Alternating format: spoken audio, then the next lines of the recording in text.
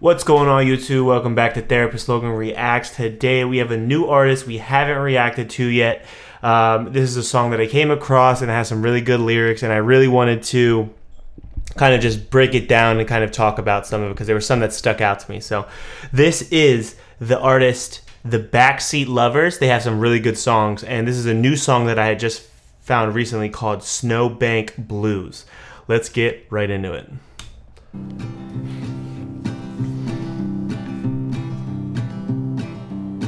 I love this artwork. Been working for the man every goddamn day. I've been smoking with my friends to wash the nights away. Catching up on sleep's harder when I'm waking up next to me.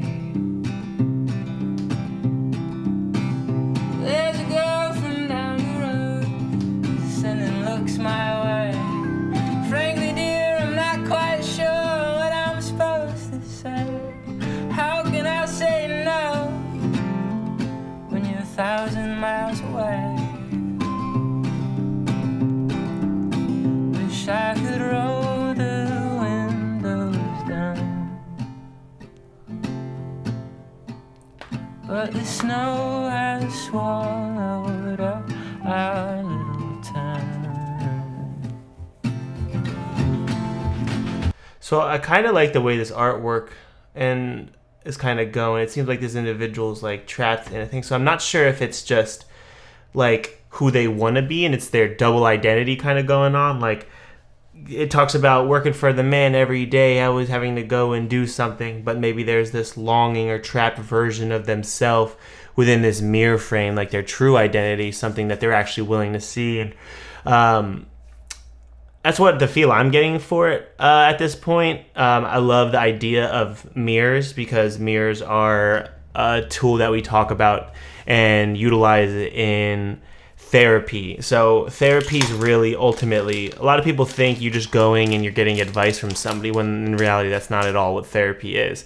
Therapy is, a therapist is supposed to walk with you through your life story, and they're supposed to be there and be supportive for you and help you process emotionally, psychologically, even physically, process some of those maybe harder experiences or things you've gone through, or identify certain maladaptive coping strategies that you've kind of implemented since that. But we're never to give advice. That's never really the goal, and a therapist should really refrain from advice giving like altogether, because it takes away from the growth that can happen with for the individual.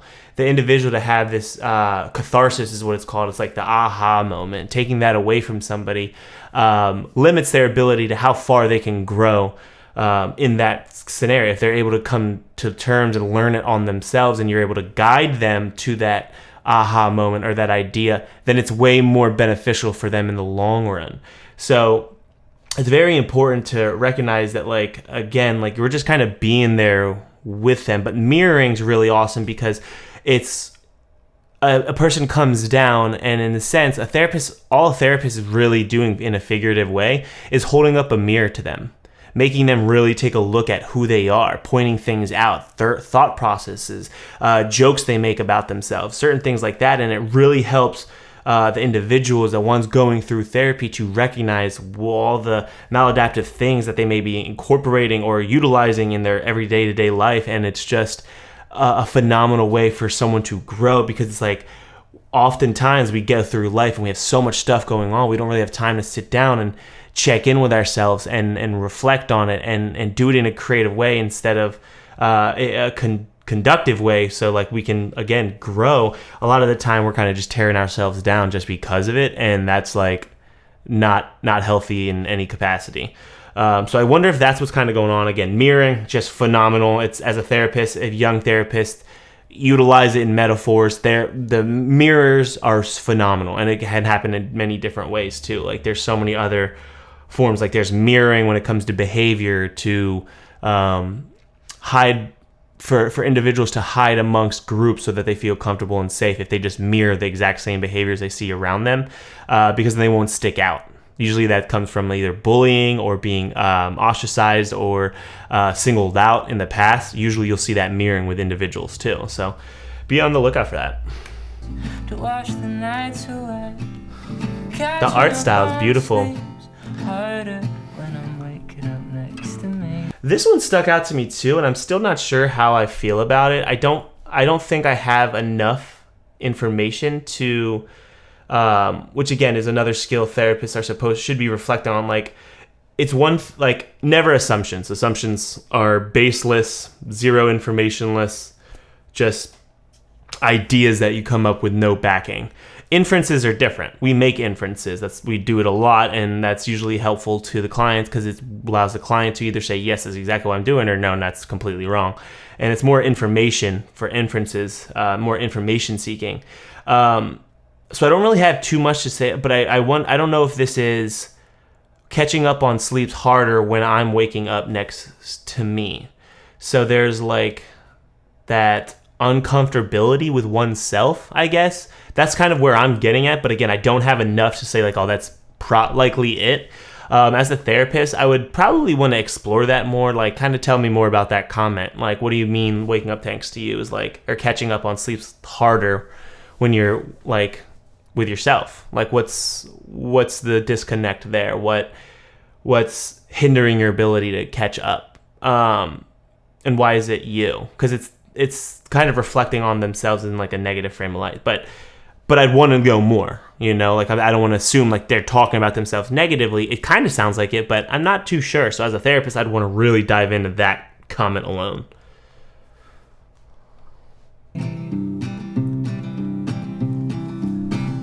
There's a girl from down the road sending looks my way. Frankly, dear, I'm not quite sure what I'm supposed to say. How can I say no when you're 1,000 miles away? Wish I could roll the windows down, but the snow has swallowed up our little town. Well, there's coffee in my cup, the camera's in my face. Well, I think I've had enough of all these people in this place. Tomorrow I'll be gone. Okay, so here it's like trying to connect and learn. I don't know. Again, more artistic forms is not being able to see clearly the individual in the mirror, this identity, the self that it's connecting with. And to go along with the lyrics, well, I've had enough of all these people in this place. It's kind of pulling away or isolating because maybe it's too overwhelming, or the individuals maybe from your past, or like the place that you're currently, the environment you're in right now, maybe you've outlived. And there can become a time where home doesn't feel like home anymore. I've definitely lived through that, me personally.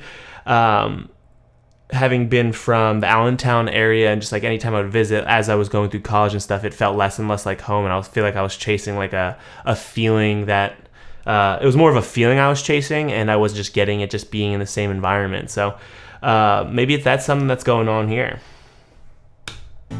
Tomorrow I'll be gone, could be 1,000 miles away. And there's something on my chest that's really messing with my health. Just because I'm smiling doesn't mean that I am smiling for myself. Take the stage and put the mask back on the show. Oh my goodness. And that right there is my favorite line in this entire song. One, because it's super meaningful to me just in my life and things that I've been through. Like, when I first heard the song, I actually cried. I broke down. Like, it was it hit me really hard. And let's just run it back. So it says, and there's something on my chest, it's really messing with my health. Just because I'm smiling doesn't mean that I'm smiling for myself. And then the last line was, take the stage and put the mask back on the shelf. Super therapeutically driven, made me reflect on my life, kind of just there are times where I'm smiling and I'm recognizing I'm smiling for others, and but that's life typically. But again, it's in my life, it's something I'm working on personally too. It's like I can be happy for myself in my own life too, and that's like kind of difficult. I really focus on trying to like almost like live for others. I feel like that's a very common thing kind of across the board. I'm seeing that more and more with empathetic individuals that I work with, and I'm sure some of you people, I'm sure some of you subscribers, my supporters, like are like that too, you know, like you're subscribed to a therapeutic channel for a reason, like you want to know more. So that tells me, again, you're already very empathetic. So just I'm curious to see like how that line resonates with like some of you guys, but it definitely resonates with me. Just everyone always just thinks that I was always kind of just like good no matter what hardship I've gone through and stuff, and because I usually do it with a smile on my face, and I kind of get through hard things that way. But it's really difficult when you're kind of just assumed to be all right, you know, and everything's just okay. That person gets through it and make it look easy, but I'm still human too, and it's definitely something I've struggled with, and even people in my family have recognized that. Like I've literally had to say like, or I've literally had a family member say like, I always ask, I'm so, like, they apologize, which was really nice and healing for me in a way. They basically came up to me and said, hey, I want to say sorry. I never asked how you were doing. I forget that, like, you're a human too. Like, you always just handle everything. Like, they said, like, I forgot you lost a father too. And that just really resonated, you know what I mean? Like that, my family member didn't have to do that, but it was very meaningful, and I don't know how meaningful they know it was to me. So if you are watching this, I do appreciate that. But yeah, it's just sometimes that's the case. But I just love that lyric, how it's beautifully written, and I really like the artistic style is really just, it's very captivating. There's a lot of stuff going on, so I'm trying to like pay attention to the art and the lyrics as well. But definitely one of my favorite lines.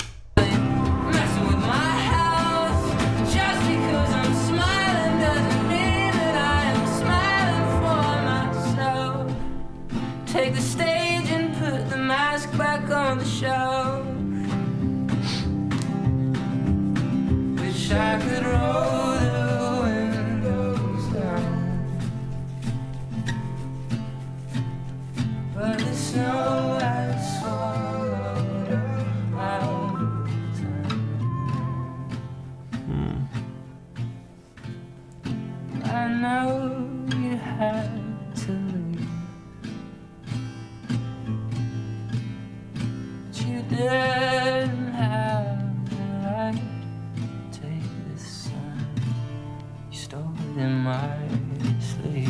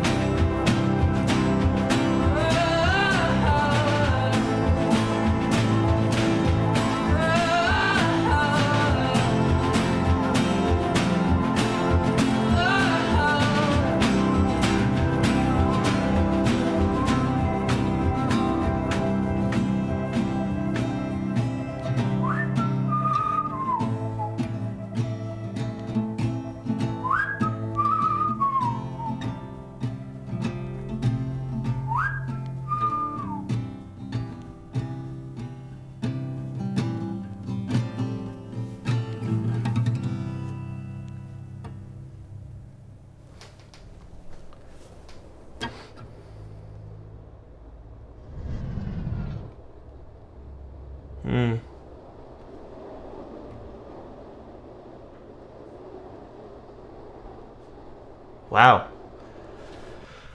I really like I like how it can be interpreted a bunch of different ways. I'm curious to see how you guys interpreted the storyline of the artwork. I just feel like I could like spin it like 10 different ways, just like therapeutically. I don't know. There's a lot there. I'm really curious to see what you guys think. Like, make sure you leave a comment down below what you thought the end of that, what the end of this story was. with the individual trying to take the mirror to show them what they've seen, and they didn't want to. I'm really curious about it. I'll drop my answer in the comments after a few people comment. I just don't want to. I don't know. I'm thinking it has to do with something feeling tied down to an area or thing, and that's hard. It's hard to move on and do something for yourself when maybe there's others involved. There's maybe that guilt and like there's tears clearly. But a lot. That definitely made me feel something. I'm just not quite sure how I'm processing that. Leave a comment down below. Let me know what you guys think. Make sure you like this video too. Let me know what you think of the song. Do you like the song? Is it too meaningful? Was it too sad? I'm really curious, but I like the song. Definitely in my playlist. Make sure you subscribe too. And I will catch you next video. Thanks for watching.